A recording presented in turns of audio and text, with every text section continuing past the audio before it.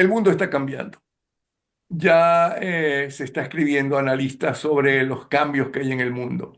Tenemos a Antonio de la Cruz, senior asociado del programa de las Américas, columnista, analista, un hombre que tuvo importantísimos puestos, por ejemplo, en PDVSA, cuando PDVSA se movía por la meritocracia y no por los intereses políticos. Bueno, el más reciente trabajo de Antonio de la Cruz se llama El nuevo orden mundial, de la diplomacia a la transacción. Se acabó la época del gran garrote, se apagó la época de nosotros los latinoamericanos somos el corral de los Estados Unidos. Se acabó la época de que Estados Unidos tenía suficiente dinero y suficiente gente y soldado para arreglar las cosas en otros países. Vamos a ver qué nos dice Antonio de la Cruz. ¿Qué es esto de el nuevo orden mundial de la diplomacia a la transacción? Bienvenido. Muchas gracias, Napoleón. Es cierto, esto es básicamente una reflexión de cómo podemos entender este segundo periodo de Donald Trump.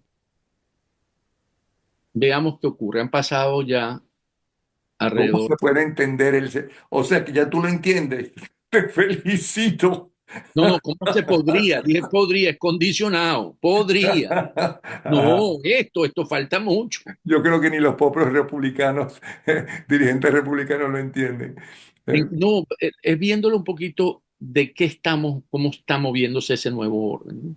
ujú, Va, siempre tenemos que ubicar que el último, ¿verdad? Viene después de la Segunda Guerra Mundial, ¿verdad? Y se establece todo esto, el Fondo Monetario, toda esta arquitectura que permitió tener prosperidad, o sea, los programas, el Fondo Monetario, el Banco Mundial, las organizaciones, ¿verdad? Todas que estaban, ¿cómo se llama? La Organización Mundial de la Salud, ¿verdad? Todo eso fue una arquitectura que permitió que el mundo tuviese lo que alcanzamos hasta la caída del muro de Berlín y después de la caída de la Unión Soviética. Ahí Occidente se da cuenta y dice, ok, el comunismo pierde esa apuesta en cómo manejar el mundo, ¿no? Que eran los dos grandes bloques. Y el soñador de Fukuyama dice que estamos en el fin del mundo, que va a haber, que él después reconoce que más adelante de que esa fue una interpretación un poco ligera. Y vemos la globalización, y ahí tenemos no a Fukuyama, sino al otro, que dice que el mundo es plano. Tom, no me acuerdo ahorita el apellido, Tom, que es un columnista del New York Times. Eh, Al periodista norteamericano, Tom sí, Wolfe. sí. eh, pero no importa, ahorita nos acordamos. Que el libro de él se llama El mundo es plano, el World is Flat. Es judío, a propósito. De, entonces, Occidente, ¿verdad? Esa globalización de los mercados, ¿qué te generó? Te generó, bueno, que bien, vimos la crisis con Obama financiera y perdió mucho los que apostaron a ese mundo globalizado, a ese mundo de las grandes corporaciones. Los, los países en sí perdieron espacio para poder tener un control sus economías y sus maneras de ser. Porque entonces empieza a moverse una izquierda que apostó hacia ese mundo también globalizado, donde era todo, ¿verdad? Abierto, no era cerrado, y eso genera a lo largo, después de 30, 40 años, pues eso fue en el 89 la caída del muro de Berlín, si estamos en el 24, si estuviéramos en el 29 serían 40 años, son 36 años, 35 años de la caída del muro de Berlín y más o menos 33, 32 de la caída de la Unión Soviética. Se genera que hay que regresar a lo nacionalista, ¿verdad? Se plantea, volvemos al mundo de las fronteras, de proteccionismo, de que porque se desplazan los puestos de trabajo, se van a China, se generan grandes vacíos aquí dentro de las economías propias, o sea, empezamos a ver que los trabajadores en el sector del acero pierden puestos de trabajo y así sucesivamente porque se desplaza. Como el mundo era globalizado, los mercados se desplazan hacia China, que se convierte en el gran manufacturero del mundo. Y Pero eso por cierto, eso fue, si no estoy mal informado, ¿no? Una política norteamericana, no sé, cuando Nixon o cuando Reagan, de dejar que se fueran las industrias hacia China para apoyar a China, porque ellos se iban a quedar con todo lo que era la nueva tecnología, todo lo que es el Valle del Silicón. es correcto, porque entonces decían que eso no agregaba valor, ¿verdad? Y que el valor se agregaba precisamente en esas nuevas industrias que venían, que era todo lo que era el software, toda la parte esa, que era importante de tecnología e información, y que eso que no tenía valor agregado desde el punto de vista intelectual, no importaba que lo hicieran, ¿verdad? Los chinos, o en su caso, bueno, hoy tenemos que es la India y que también lo hace mucho Vietnam, toda esa, la maquila, pues ya, y hubo también parte que se desplazó a Centroamérica, Y México. México, eso, México es uno de los que es favorecido en ese sentido, ¿verdad? Y entonces, porque se integran las cadenas de valor. Entonces decimos, no, no importa que yo tenga, ¿verdad? Parte de mi factoría en China y otra parte aquí, porque aquí es donde yo agrego. Por eso desplazó puestos de trabajo en los diferentes países donde se hacía eso. Entonces, Trump, en su proyecto político, económico, él dice no. Y hay un cansancio en ese sentido desde el punto de vista de las sociedades, de que ese modelo lo que ha generado es pobreza en los sectores laborales y por eso vemos todos los desplazamientos, todas las migraciones hacia los lugares donde puedan conseguir no manos de trabajo, no puestos de trabajo, perdón, sino un Estado benefactor, porque también creció el Estado benefactor en Europa, Sí, pero Estados Unidos ha crecido como ningún otro país del mundo en todos estos años. pero ha crecido en el sector financiero, Ujú. en las bolsas de valores, eso es importante observarlo, en las empresas tecnológicas.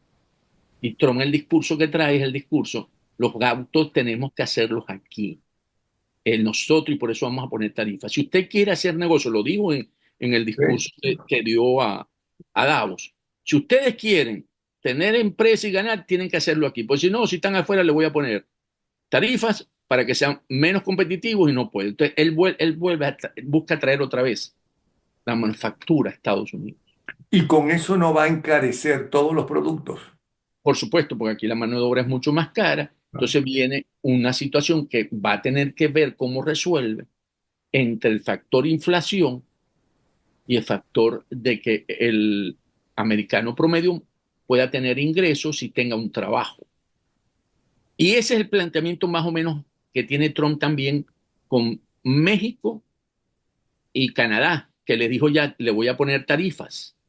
Ya lo anunció a partir de mañana, porque él quiere fortalecer que esas cadenas de valor que se están haciendo allá tenga que ver cómo integrarse más aquí en los Estados Unidos. Bueno, y lo hizo con China también, que China ya amenazó.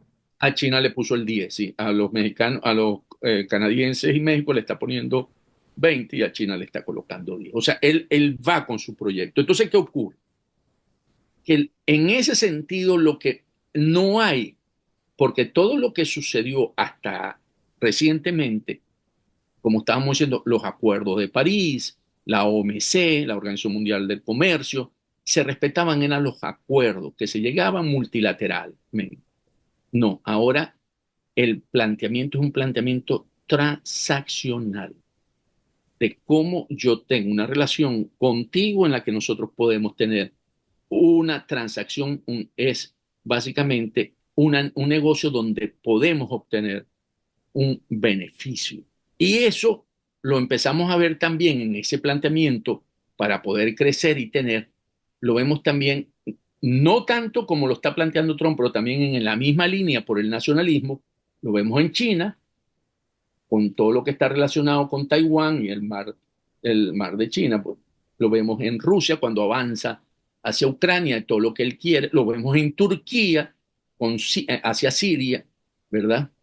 En donde él quiere quedarse con la parte norte. Entonces tú empiezas a ver cómo ese nuevo orden es un orden más de poderío, cuánto poder tengo yo y cuánto te puedo someter ante esa relación que hay. Y ahí lo vimos básicamente, si lo queremos ver, cómo se reflejó muy fácil, fue cómo manejó la relación con Colombia, con Petro. Fue una relación netamente de poder. Lo podemos llamar soft, no que mandó e invadió Colombia, pero al imponerle tarifas, que lo amenazó con eso, y el sistema financiero tumbó toda la arrogancia o todo lo que tú quieras decir, no lo pongamos arrogante, o el momento que vivía Petro en ese momento a las 3 de la mañana, Ya, un ¿verdad? momentico. Petro no dijo que no iba a recibir a los colombianos indocumentados. Dijo que él podía mandar aviones para Estados Unidos, pero no aceptaba que trajeran a sus connacionales esposados, como si fueran delincuentes. Y en Ese, eso llegó a un acuerdo con Trump y Trump se lo aceptó, ¿ok? Y los llevaron sin esposas. eh, Petro había recibido, cuando estaba en la administración Biden, 116 vuelos en condiciones similares. Lo único era que el avión no era militar, eran aviones civiles, ¿verdad? Y aquí lo que Petro rechazó cuando él planteó a las 3 de la mañana su reclamo, que lo había aceptado ya originalmente, era que el avión era militar, que no iba a aceptar que entraran aviones militares a Colombia. Pero esas mismas extradiciones han ocurrido normalmente, que esa es una de las cosas que fue más difícil para él poder justificar en la relación que tuvo con la administración anterior.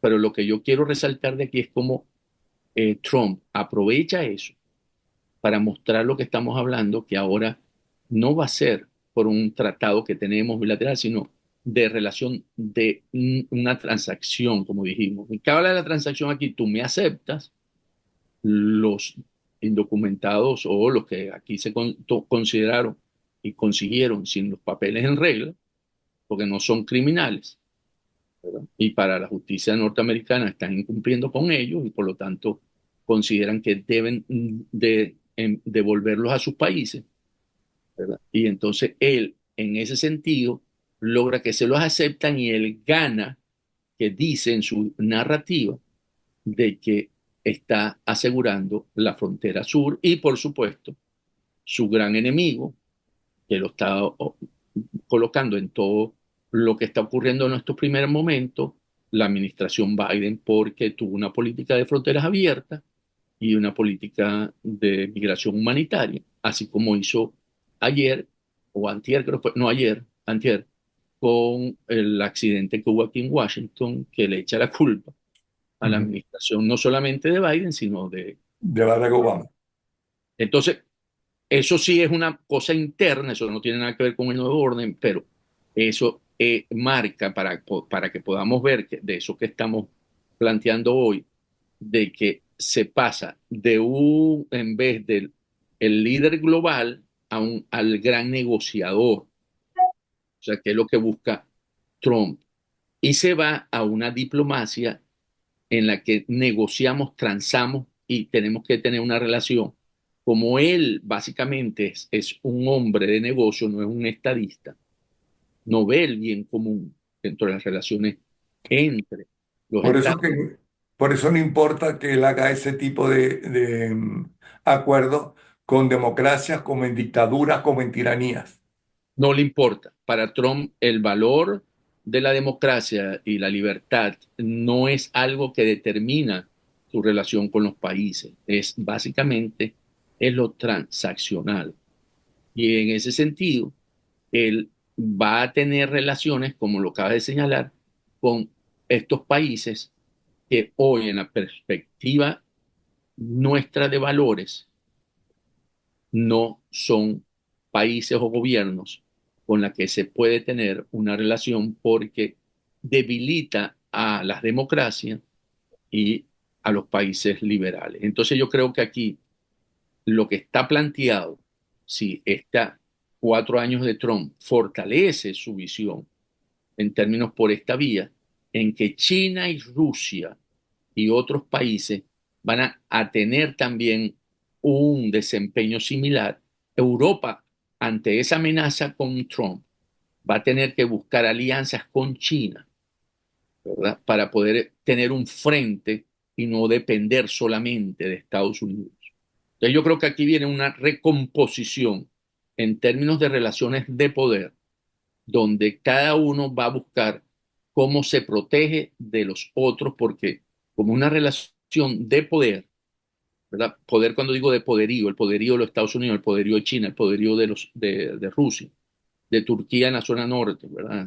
Donde tienen ahí con los sirios, con esta, eh, que quieren básicamente ocupar esos espacios. Entonces, viene una definición, como tú dijiste al principio, que se empieza a dibujar y que hay que empezar a observar. Y eso, cuando lo metemos lo vemos con Venezuela, para ir a la parte nuestra directamente, no tiene problema Trump. Eso que está ocurriendo hoy, que manda sale el enviado especial para Venezuela, Grener, Richard Grener, y hablar con Maduro, para Trump eso es una relación que no le afecta absolutamente en nada en términos de que si está apoyando a un dictador o no. No quiere decir que lo reconozca en términos de lo que él quiere. Es lo que quiere que recíbeme los migrantes venezolanos que estén en una Y dame los presos norteamericanos. y dame mis presos norteamericanos que los tienes como rehenes, ¿verdad? Para yo resolver eso y me hago el loco porque él no va a hacer esa relación con Maduro. Si Chevron sigue queriendo hacer negocio allá, a mí me sabe igual, no me importa. Un elemento que él mostró de esto que estamos hablando, cuando él tomó posesión, él dijo, y lo vimos con TikTok, a mí me llamó mucho la atención eso que él hizo ahí. Él dijo, TikTok, le estoy dando una licencia por 90 días para que regularice su situación aquí y nos venda la mitad de las acciones a una empresa estadounidense. Y él dijo públicamente, y eso está en, en las grabaciones, ¿no les parece que hice un gran negocio? Por una firma me gané la mitad de la empresa. Y tú dijiste, ¿qué? O sea, algo que había luchado todo todo el aparato estadounidense en términos de gobierno y en términos de Congreso, de que TikTok es una plataforma en la que los chinos o el Partido Comunista Chino tiene la información de los usuarios, ¿verdad? Y que Marco Rubio mantuvo en, ¿cómo se llama?, en la Comisión de Relaciones Exteriores del Senado una defensa en contra de mantener TikTok y sancionarlo. Y la Corte Suprema, porque tuvieron que llevar el caso hasta la Corte Suprema y la Corte determina que TikTok no puede estar en las redes.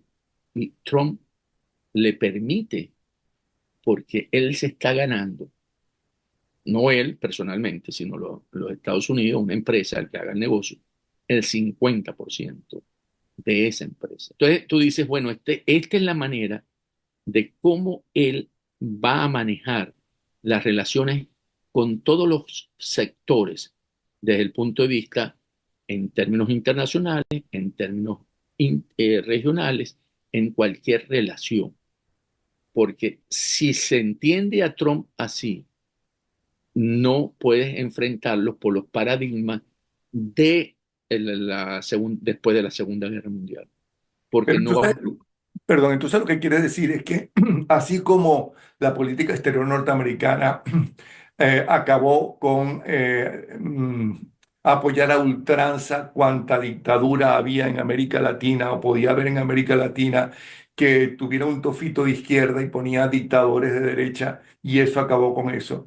Lo que sucedió especialmente desde la época de John Fitzgerald Kennedy para hasta ahora tanto con presidentes demócratas como republicanos, de nosotros somos los defensores de la democracia, de la libertad en el mundo, y es por eso que envían tropas a Vietnam del Norte para enfrentarse a Vietnam del Sur, que querían anexarse todo Vietnam y convertirla en comunista. Eso también se acabó. Ahora lo que interesa es, no me importa, eso es un problema tuyo, tu sistema de gobierno. Si tienes un tirano, si tienes un dictador o si tienes un demócrata, no me importa. Lo que me importa es, no, vamos a llegar a negocio. ¿Qué te interesa a ti? ¿Qué me interesa a mí?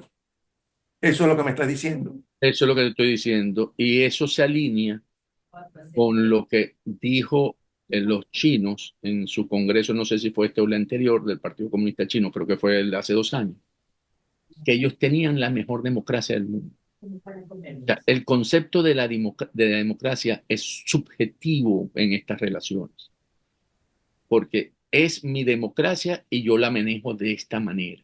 Bueno, lo que dice Maduro, que el país no, nunca ha existido un país más democrático, una Venezuela más democrática que la que él dirige Pero no es la democracia que entendemos y que conocimos, ¿verdad?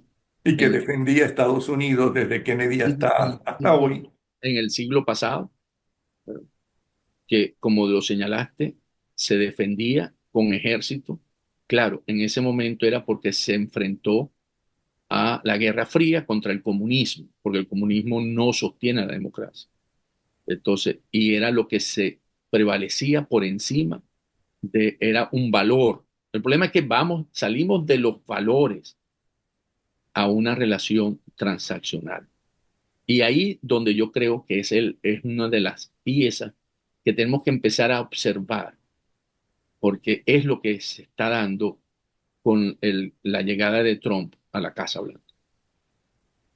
Pero mucha gente estará decepcionada con lo que estás diciendo y estará lo que es tu verdad y es la verdad y tú eres un estudioso de eso.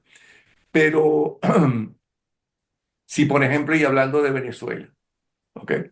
La oposición venezolana, así, los luchadores democráticos de Venezuela, que se han llevado siempre desde el pasado muy bien con los Estados Unidos y en los momentos que los Estados Unidos han necesitado el petróleo de Venezuela, como en la Segunda Guerra Mundial o como en la crisis de petrolera en los años 80, eran los años 80, más o menos, siempre contó con el petróleo venezolano. Eso eh, puede ser un motivo para que le digan, bueno, sigan presionando a la tiranía. Con ellos, ellos están asociados a sus enemigos, ¿no? A sus reales enemigos. Ellos están apoyando en el territorio la llegada de sus reales enemigos. Inclusive le dan pasaportes venezolanos a los terroristas iraníes para que entren a los Estados Unidos durante mucho tiempo, pero presiónalos para que nosotros lleguemos al poder y volvemos a tener excelentes relaciones. Eso podría ser. El caso de Venezuela con Trump, que no ha tomado una decisión si lo va a dejar manejarse por el lobby de las petroleras o por los miembros de su gabinete, Como Marcos Rubio. Marco Rubio, Waltz, Landau. O sea, él tiene un gabinete que conoce muy bien cómo es la solución en Venezuela. Y él escogió por primera vez gente importante en puestos muy importantes latinos, porque como nos decían unos amigos de la Embajada Norteamericana ya por los años 90 en la casa, que no sabían que los congresistas norteamericanos no entienden América Latina. Lo mismo que dicen los europeos de los norteamericanos, no nos entienden. Ok, entonces, ¿qué ocurre? Que Trump, esto es un dato que yo supongo que tú lo hemos conversado anterior, es una persona que no lee. A él le llevan los informes y no lee. O sea, su mecanismo de comunicación, de entender, es auditivo, no es visual. Y así toma las decisiones. Le presentan las opciones y él escoge, pero no porque leyó y vio y analizó y dijo, no, no, démelas. Y podríamos entender, bueno, que como hombre de negocio le presentan las opciones y él toma la decisión. Entonces, ¿qué pasa? Que mientras él tiene el lobby petrolero diciéndole, mira, lo dijimos ya, vamos a manejar en Venezuela, vas a resolver la crisis de la migración de la frontera sur, te van a recibir a los venezolanos, ya, además ya Maduro lo dijo, te van a recibir al tren de Aragua, en última instancia, y déjanos a nosotros con los negocios. O sea, no importa que él ya haya denominado públicamente al Tren de Aragua como un grupo terrorista. Esa calificación le falta todavía, él dio 14 días para que se hicieran los estudios, porque ahí van a entrar también los carteles mexicanos. Estamos Ujú. en una semana de eso, ¿verdad? Para que eso concluya. Y si eso se consigue, entonces, bueno, a lo mejor el Tren de Aragua lo mandan para, ¿cómo se llama? Guantánamo. Porque los terroristas, recordemos, cuando fueron clasificados, los islámicos, muchos de ellos los llevaron a A Guantánamo. Guantánamo. Y Entonces, eso siguen muchos de ellos en Guantánamo, por cierto. sí, todavía, y podría suceder. Entonces, ¿qué ocurre? Que en el lado de los que creen en la democracia y la libertad, que son este grupo, pero este grupo no le habla al oído, le puede presentar, pero no le habla al oído, porque Trump es él, primero, segundo, tercero, ¿verdad? Es impredecible. Ellos sirven para implantar la política que decida Trump, porque eso sí, ellos vienen, pum, y montan todo, el equipo que tienen. Pero entonces tiene que haber un interlocutor externo a este grupo, que no son los que dependen de él, porque además, que son para mí hoy, yo los ubico en el Congreso. O sea, un Rick Scott, un María Elvira Salazar, ¿verdad? Que ellos sí pueden porque en el caso de ellos no dependen de Trump, están comprometidos con los valores de la democracia y la libertad y que pueden presentar una opción distinta a lo que está hoy con el lobby petrolero y mostrar que este es el camino para resolver la crisis de Venezuela. Aquí hoy para mí está esta gran disputa y yo creo que Richard Grenell está en el lobismo petrolero. ¿Ven? Entonces, aquí habría que ver cómo nosotros, y aquí cuando digo nosotros estoy incluyendo a la Fuerza Democrática, a María Corina Machado, a Edmundo González Urrutia, podemos mostrar un caso de negocio, porque es como entiende Trump la situación, no es luchando que por aquí yo voy a lograr, no, es un caso de cómo se puede conseguir que las oportunidades en Venezuela son mucho más altas desde el punto de vista en términos de transaccional, por eso hablo de esa palabra, que aceptar lo que está escuchando por el lado del lobismo petrolero. ¿Por qué? Porque ¿qué le dice además el lobismo petrolero? Que los que están aquí hoy en las fronteras y que vinieron acá es porque le pusieron las sanciones en el primer gobierno y por lo tanto no había recursos para manejar la economía y que por eso hubo una escasez y por eso se generó la crisis económica en Venezuela. Eso es lo que le dice a Trump ese sector. Y lo que no es cierto, por supuesto, y eso lo podemos hablar en otro programa, y tú lo has hablado en muchos otros programas, con otros ilustres que has tenido. Y entonces, yo lo que creo es que aquí tenemos que, y además, hay que moverse muy rápido, porque te doy un dato aquí. La licencia 41, que es la que le permite a Chevron exportar y producir crudo en Venezuela, se está venciendo hoy. Y no hubo una orden ejecutiva para suspenderla. De las 300 y pico que ha firmado, no, no quitó la licencia 41, que es la que le permite a Chevron producir y exportar y a los otros también compañías petroleras, Repsol y todas estas que están hoy disfrutando de estos beneficios, ¿verdad? El que está trayendo el cargamento de asfalto, ¿verdad? Que es individual, que es Harry Sargent, también está en ese grupo. Y entonces tenemos esa parte que está actuando y actúa con mucha fuerza.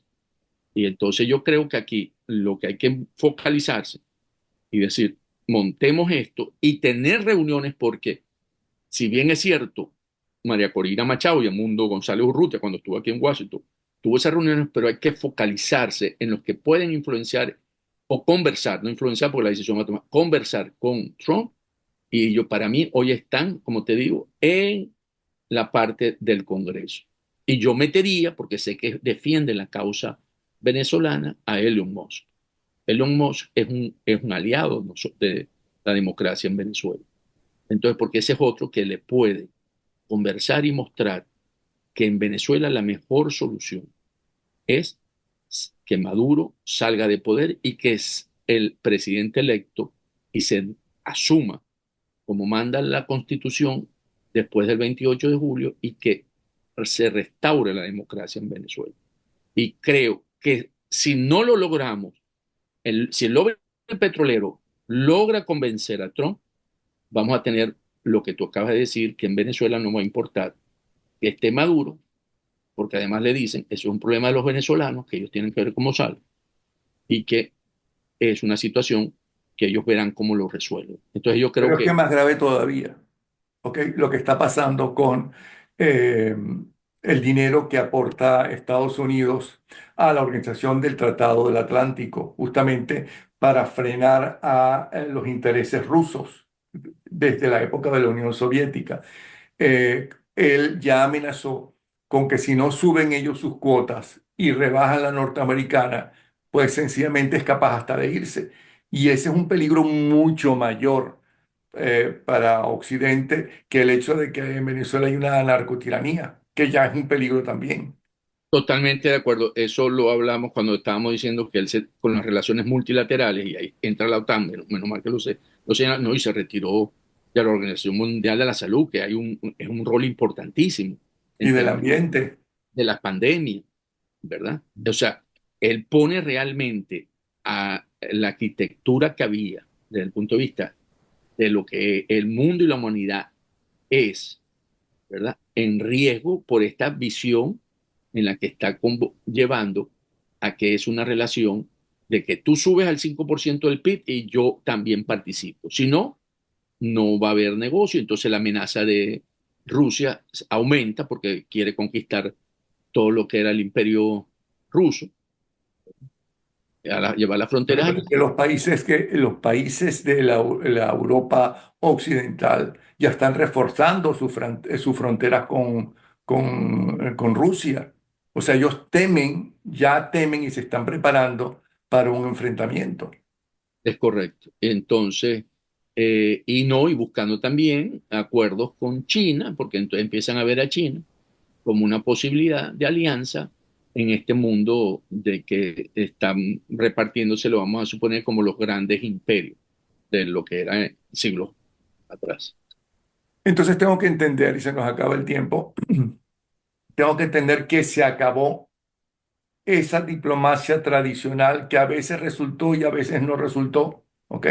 Esos organismos internacionales que mediaban, que a veces resultaban y otras veces no, y que todo el mundo le está diciendo, buena parte del mundo, que están atrasados, que tienen que modernizarse. Se acabó con Trump y con la dirigencia norteamericana actual y con la dirigencia china, por citar dos grandes cosas y que además Trump, después de los años que llevó en la presidencia, sigue pensando que la política en Washington es una porquería, ya sea de demócratas como de republicanos, porque con los dos partidos se ha metido. No se ha acabado todavía porque está empezando, es la gran amenaza que tiene, y si no abrimos un frente común, los países, todos, para enfrentar esto de una manera coherente, ¿verdad? Sí, porque lo que lo hace es individual, ataca a México, ataca a Canadá, ataca a Panamá. Ok, no Eh, sigas, se nos acabó el tiempo, el tiempo nos atacó a nosotros. Ok, de verdad que muchísimas gracias, Antonio de la Cruz, pero ya esto se va a caer. Bien interesante, aunque para mucha gente decepcionante, pero hay esperanzas todavía. Un abrazo. tenemos, por supuesto, tenemos esperanza, yo creo en eso también. Sí, claro.